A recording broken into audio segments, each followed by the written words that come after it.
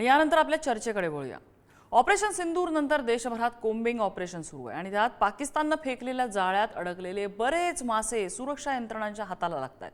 आतापर्यंत हे सगळं पंजाब, दिल्ली, हरियाणा, उत्तर प्रदेश, बिहार, अगदी ओडिशा अशा या सगळ्या उत्तरेकडच्या पट्ट्यामध्ये होतं। पण आता महाराष्ट्रामध्ये आणि तेही थेट राजधानीच्या वळचणीला असलेल्या ठाण्यात हे पाकिस्तानचे हेर सापडलेत। ठाण्यात सापडलेल्यांना हनी ट्रॅप करण्यात आलं असं तपासात समोर आलंय। मुळात मुद्दा असा आहे की पाकिस्तानचं जाळं एवढं पसरत असताना सुरक्षा यंत्रणांना याची कुणकुण सुद्धा लागली नाही। 4 पैशांसाठी देश विकायची हिम्मत कशी होते, या सगळ्यामागे नेमकी मानसिकता काय आहे, हे सगळं आज आपण आज या चर्चेमध्ये समजून घेणार आहोत।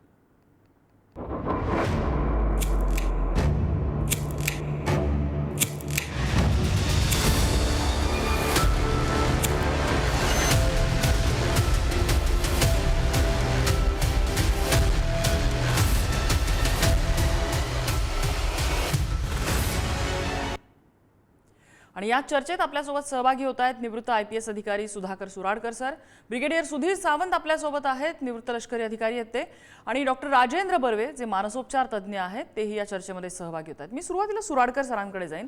सुराडकर सर, या सगळ्यामध्ये एक प्रश्न असा उपस्थित राहतो की मागच्या वेळेस आपल्याला आठवतं तर एका दिवसामध्ये 24 तासामध्ये जवळपास 11 हेर सापडलेले होते पंजाब आणि त्या सगळ्या परिसरामध्ये।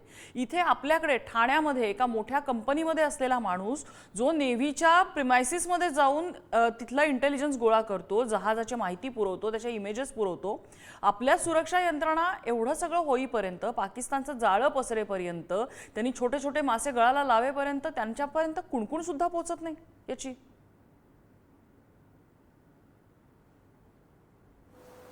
काय की माहिती तुम्ही कशी गोळा करता यावर अवलंबून आहे। इथे जो आहे हा फार लहान मासा आहे आणि याच्यावर लक्ष ठेवण्याचं काम सर्व जे तिथली सुरक्षा व्यवस्था आहे, अंतर्गत सुरक्षा व्यवस्था, त्यांच्यावर देखील आहे। मोबाईल कोणाला नेता येत नाही, फोटो कोणाला काढता येत नाही, अशी सर्व परिस्थिती असताना तो कसा करू शकला, हा एक सर्व अंतर्गत सुरक्षेचा प्रश्न पहिला।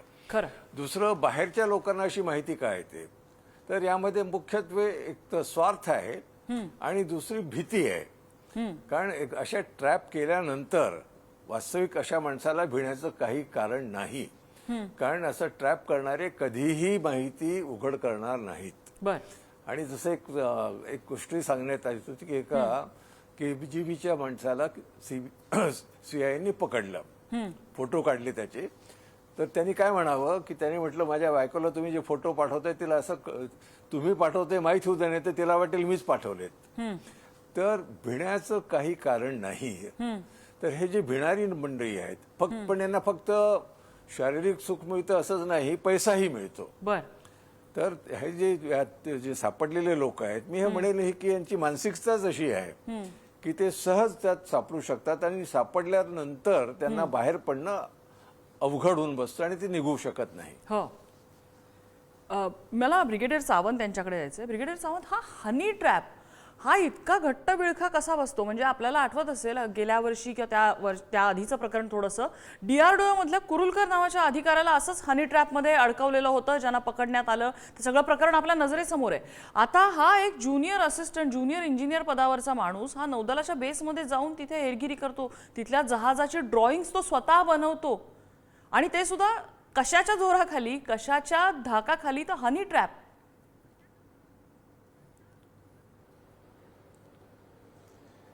मूळतः हेरगिरी हा विषय जो आहे हा युद्धशास्त्राला जोडून आहे। आपल्याला माहित असेल की छत्रपती शिवरायांनी म्हणजे हेरगिरीचा भरपूर उपयोग केला, औरंगजेबनेही केला, आणि त्यामुळे कसं आहे की कुठल्याही सैन्याला हेरगिरीपासून सावध राहावं लागतं। होय।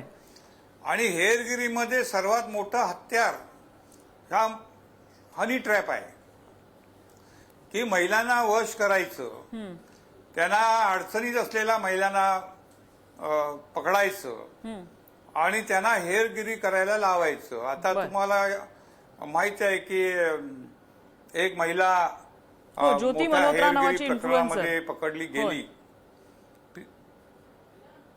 ज्योती मल्होत्रा आता ती आहे पंजाबची आणि विशेषतः हा भाग जो आहे उत्तरेचा, काश्मीरचा, पंजाबचा, हरियाणाचा आणि उत्तर प्रदेशचा, या भागामध्ये पाकिस्तान नेहमीच प्रयत्न करतो आणि पाकिस्तानचा ISI हा एक अत्यंत खतरनाक असा एक हेरगिरीचा प्रमुख आहे. हे आणि हे हेर कुणाला वापरतात? नंबर 1 म्हणजे माफियाला वापरतात. आता मुंबईमध्ये हेर मिळण्याचं कारण काय की मुंबईमध्ये हेर प्रचंड प्रमाणात आहेत, ते माफियामुळे आहेत. बर. आणि मुळात जो काउंटर इंटेलिजन्सचा विभाग असतो, म्हणजे जो हेरगिरी होऊ नये, म्हणजे हेरगिरी करतात त्यांना पकडणारा विभाग एक असतो आणि तो IB मध्ये आहे. बर. आता ते लोक कितपत सक्षम आहेत हे मला माहित नाही, पण मी मिलिटरी इंटेलिजन्स मध्ये होतो म्हणून मला अनुभव असा आलेला आहे की प्रत्येक देशाचा सैन्य असेल आणि हेर संस्था असेल, जसं आता सर्वात मोठं म्हणजे CIA अमेरिकेत, KGB पाकिस्तानमध्ये, आणि ह्या लोकांनी जे तंत्र वापरलं तेच पाकिस्तान वापरतंय आणि तेच कदाचित आमचे लोकही वापरत असतील, मला माहित नाही. पण हेर लोकांच्या सुळसुळाट आहे या देशामध्ये. म्हणजे पाकिस्तानने डावपेच केलेला आहे आणि जे काय हल्ले होतात या देशामध्ये दहशतवाद्यांचे, जसं पहलगामला झाला, या पाठीमागे ISIचाच हात असतो आणि ते ट्रेंड लोकांना पाठवतात दहशतवाद करायला. आणि हे ट्रेंड लोक दुसऱ्यांना ट्रेनिंग देतात. म्हणजे सामान्य लोक असतात, जसं महिला होत्या आणि बरेचसे पुरुष पकडले गेलेले आहेत, हे सगळ्यांना प्रशिक्षण देऊन पाठवलं जातं. काय करायचं, काम काय आहे, कसली माहिती घ्यायची आहे. आणि सगळ्यात माहिती म्हणजे हत्याराची माहिती ही सगळ्यात मोठी असते की कुठल्या देशाकडे कुठले अगदी हत्यार. तर जसं आपण आता हे हेर जे पकडलेले होते त्यांच्याकडनं जी माहिती, म्हणजे अगदी साधी साधी माहिती त्यांच्याकडनं येत होती की मुवमेंट्स कशा दिसतात सैन्याच्या, कुठून कुठे वाहनं जात आहेत, कुठल्या तळावरती काय हालचाली आहेत, किती गार्ड्स उभे आहेत, त्यांच्या तळाच्या आतमध्ये जाऊन काही माहिती मिळते का, बाजूच्या इमारतीवरनं काही फोटो मिळत आहेत का, इतकी साधी साधी माहिती सुद्धा गोळा करायचा प्रयत्न होतो. मला बर्वे सरांकडे यायचंय. बर्वे सर, यामागची मानसिकता जी असते, म्हणजे आता ही जी ज्योती मल्होत्रा नावाची हेर होती, तिचा जो तपास सुरू आहे त्याच्यामध्ये काय काय गोष्टी अशा उघड होत आहेत की तिला पाकिस्तानात लग्न करायचं होतं.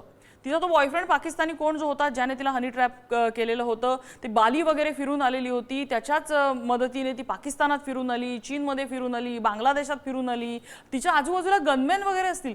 इतकं होईपर्यंत या मुलीला कळू नये की आपण कुठेतरी ट्रॅप होतोय, इतकं होईपर्यंत, किंवा ती इतकी वेडी होऊ शकते त्या प्रेमामध्ये की आपल्या देशासोबत आपण काहीतरी चुकीचं करतोय हेही कळू नये. इथे सुद्धा हा जो मुलगा पकडलेला आहे रवी वर्मा नावाचा तरुण आहे मुलगा, त्याच्या आईची रिॲक्शन मी ऐकली. त्या आईने असं सांगितलंय की माझा मुलगा मला सांगायचा की बाकी सगळं चांगलं आहे, हे फेसबुक वाईट आहे, कारण फेसबुकवरती फार घाणेरड्या पोरी असतात, फार घाणेरड्या मुली असतात आणि तुम्हाला ती घाणेरडी कामं करायला लावतात.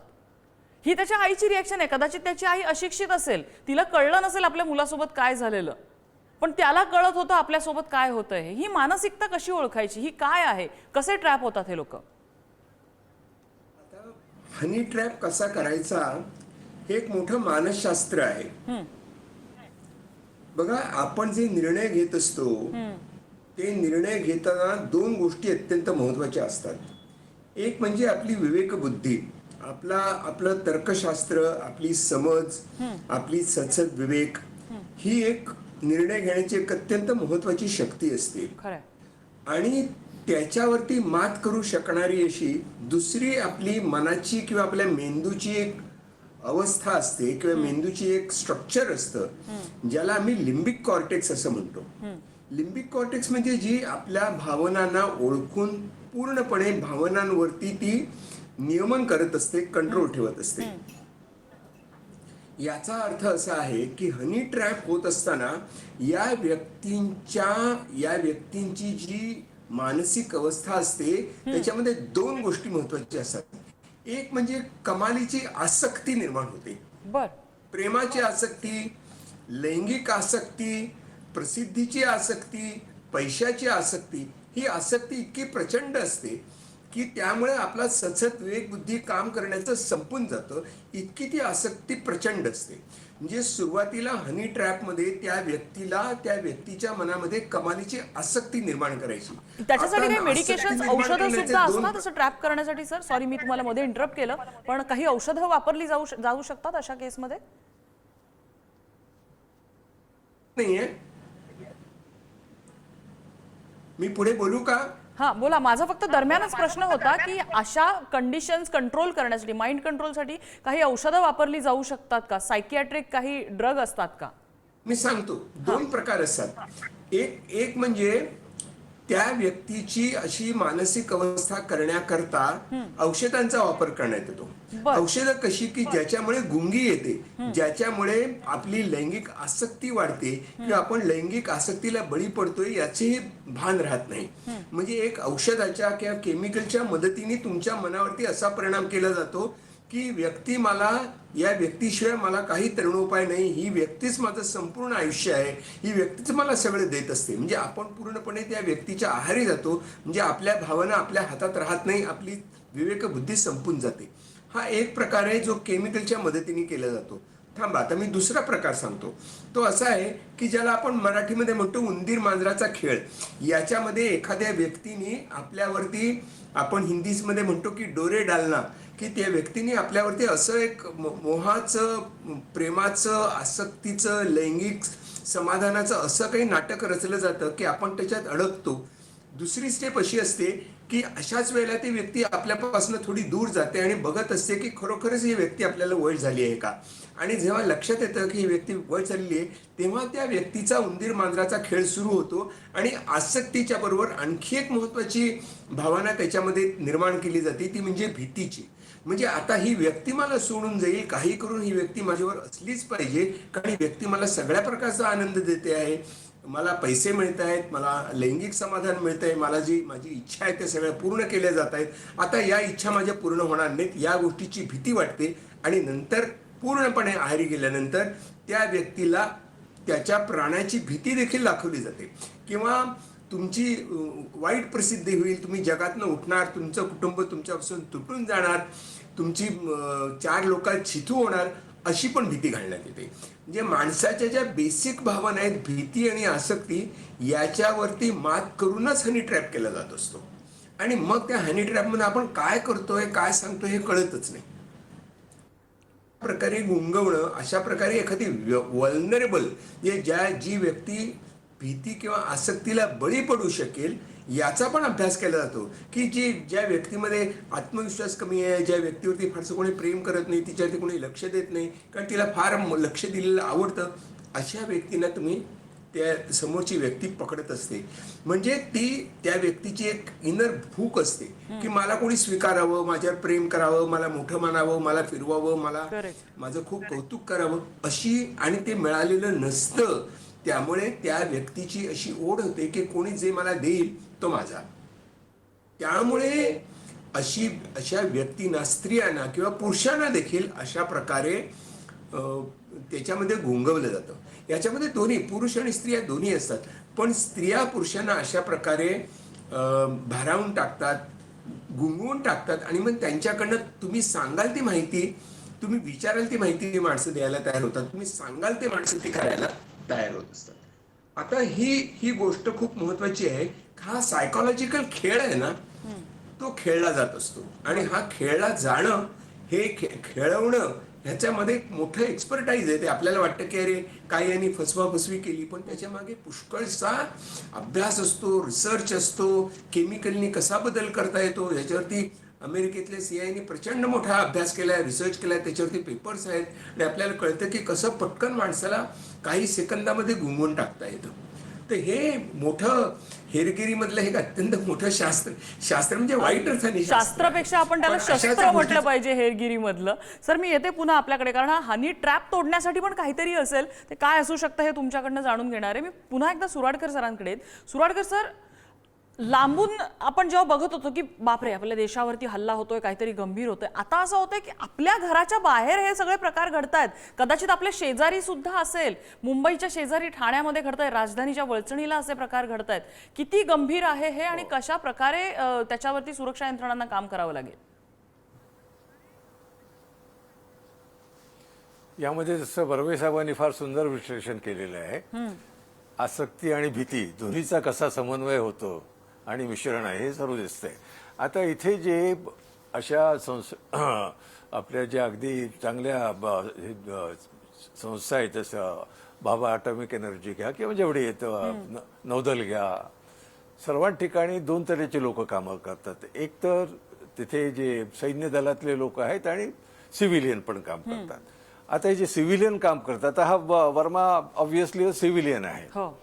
तर यांच्यावर काय कंट्रोल आहे, काय देखणी असतं, तर अंतर्गत सुरक्षाही महत्वाची आहे आणि तसंच IB यांचंही सर्वांचं आणि तसंच स्टेट पोलीसचे पण असतात, व्यवस्था असते. ही सर्व मंडळी काय करतात हे फार महत्वाचं आहे आणि म्हणून सर्वांमध्ये मिसळून वागून सर्व माहिती घेणं फार आवश्यक होतं. आणि दुर्दैवाने काय झालेलं आहे की इथे जनता आणि पोलीसचा आणि संपर्कच तुटलेला आहे. जसं मला इतका संपर्क असायचा आणि भेटायचो की लोकांना जोपर्यंत तुमच्याबद्दल विश्वास वाटत नाही तोपर्यंत ती अशी गुप्त माहिती, महत्वाची माहिती तुम्हाला सांगणारच नाही, शेअरच करणार नाहीत.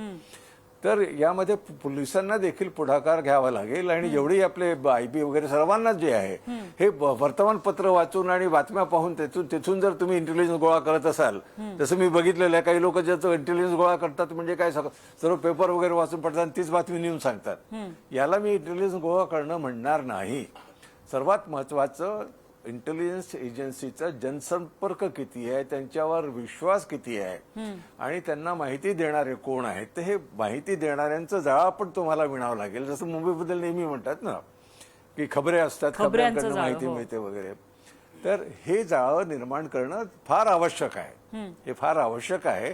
आणि त्याचबरोबर मुक्त हस्तानी पैशांचाही वापर करता येतो आणि आहे. जसं आमच्याकडे सिक्रेट सर्व्हिस फंड असतो, त्या फंडचा जेव्हा आम्ही वापर करतो त्याचं ऑडिट होत नाही, कुठलेही प्रश्न विचारल्या जात नाही आणि अशा तऱ्हेचे फंड सर्वांकडे असतात.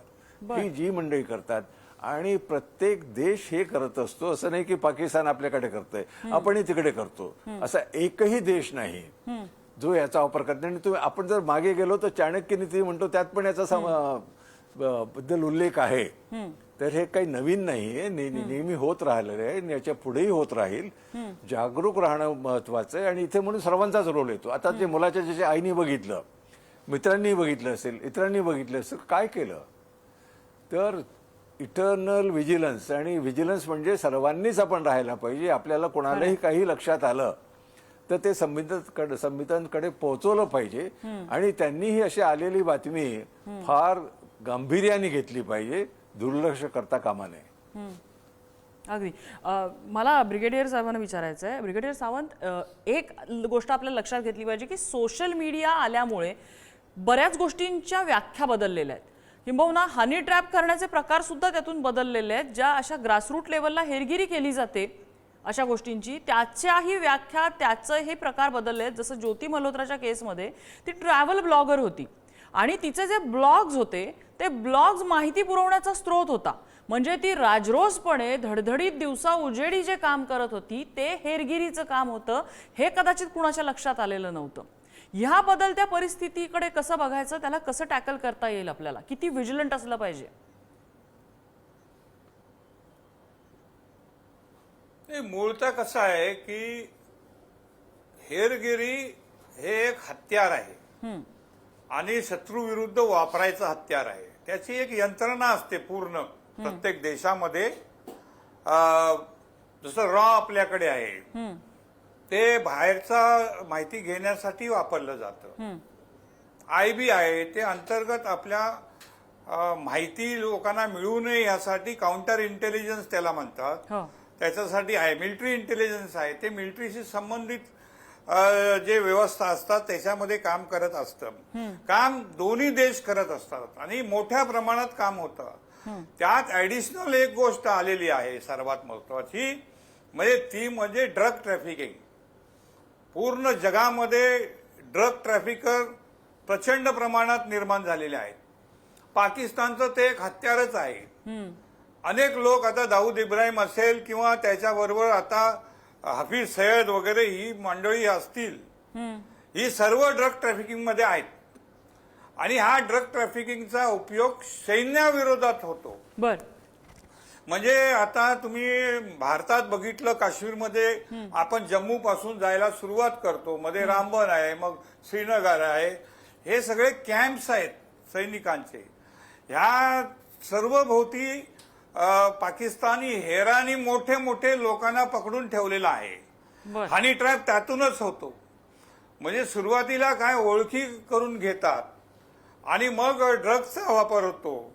सुरुवातीला सॉफ्ट ड्रग्सचा वापर होतो, मग हार्ड ड्रग्सचा वापर होतो, आणि मग माणूस ताब्यात आल्यानंतर त्याला करायला लावतात. म्हणजे इट इज फोर्स्ड. म्हणजे ड्रग ट्रॅफिकरचा इतका खतरनाक उपयोग करतात. ISI असेल आणि कुठले इंटेलिजन्सचे संघटना असतील, या सर्व लोक ड्रग ट्रॅफिकिंगचा उपयोग करतात, ड्रग घ्यायला लावतात आणि त्यातून मग लोकांना आपल्या ताब्यात घेतात. आणि त्यात हनी ट्रॅप हा एक विभागच आला हो. की स्त्रियांचा सुद्धा वापर हेरगिरीसाठी मोठ्या प्रमाणात केला जातो. हे आपल्याला माहितीच आहे. आज नाही, जगामध्ये अनेक काळापासून हे चालू आहे. आता ह्या सगळ्या गोष्टींना काउंटर करायचं असेल तर आपल्याला आपल्या सैन्याबद्दल, आपल्या मोठमोठ्या अधिकाऱ्यांबद्दल आपल्याला अलर्ट राहावं लागतात. काय होतं, कधी कधी फार मोठमोठे अधिकारी पाकिस्तानला माहिती देत असतात, आपल्याला माहीत नसतं. आता ड्रग ट्रॅफिकरना मदत करणारे बरेच मोठे अधिकारी आहेत आणि ते सर्व लोक हेरगिरीचंच काम करतात पाकिस्तानसाठी. आणि म्हणून हा फार मोठा धोका भारताला आहे.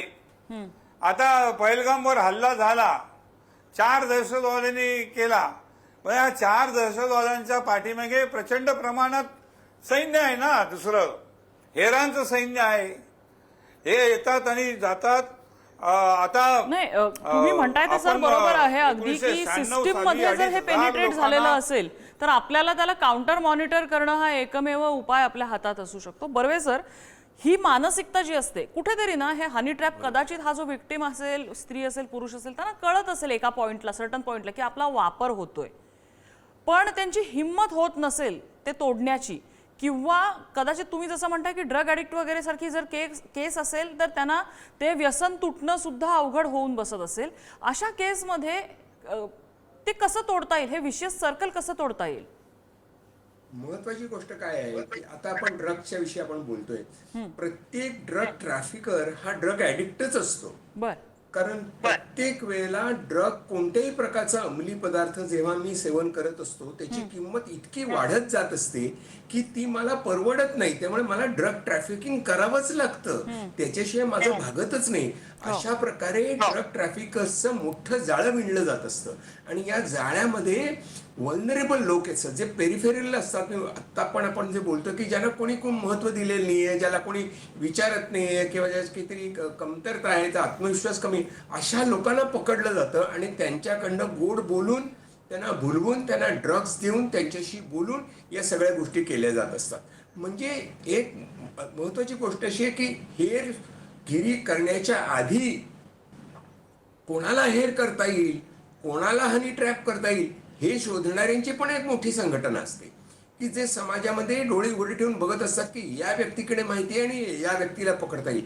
जे प्रत्येक व्यक्तीच्या हालचालीचे बारकावे, त्याच्या इच्छा आणि या सगळ्या गोष्टी ट्रॅक केल्या जातात. आणि आता फेसबुकच्या मदतीने, ब्लॉगच्या मदतीने तुमच्या काय आवडीनिवडी आहेत, तुमची कोणती कमतरता आहे, तुम्ही लाईक्सचे भुकेले आहात का, पैशाचे भुकेले आहात का, हे बरोबर हेरतात आणि त्यांना पकडत असतात. आणि मग एकदा तुम्ही अडकलात की तुम्हाला त्याला बाहेर पडता येत नाही. तुम्हाला एकच कळतं की या व्यक्तीला आपण शरण गेलं पाहिजे, नाहीतरी मृत्यूला सामोरं गेलं पाहिजे.